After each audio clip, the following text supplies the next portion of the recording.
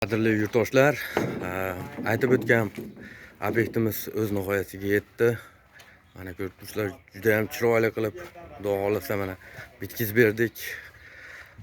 Shu yerga qancha rasxod ketdi deganlar uchun rasxodlarni aytib o'tamiz. Nechiga necha quyildi deganlar uchun hammasini batafsil tanishtirib o'tamiz. Qani bo'lmasa, videoni ko'rishdan oldin bir donagina like bosib qo'yamiz.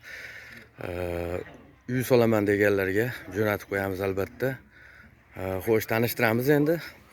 Xo'sh, mana shu yer ko'rib turgan joylar hammom bo'ldi, 2 metr. Eni 2 metr bo'ldi, uzunligi 3,5 metr bo'ldi.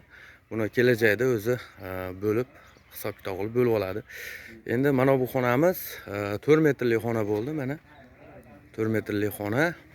Bu yerda esa koridor bo'ldi ikki tomonga. Mana o'ng tomonga ham, chap tomonga ham kirsa bo'ladi. Mana shu ko'rib turibsizlar, mana. Bu yerda 4,5 metr uy bo'ldi.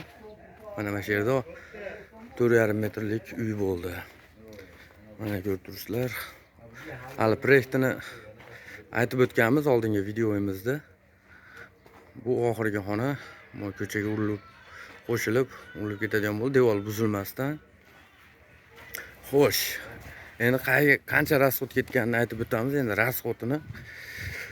Xo'sh, tagi podnoshkasi eni 60 bo'ldi. 60 podnoshka bo'ldi. Chuqurligi 40 bo'ldi podnoshkasini. Tepasi esa 70-60 atrofida bo'ldi.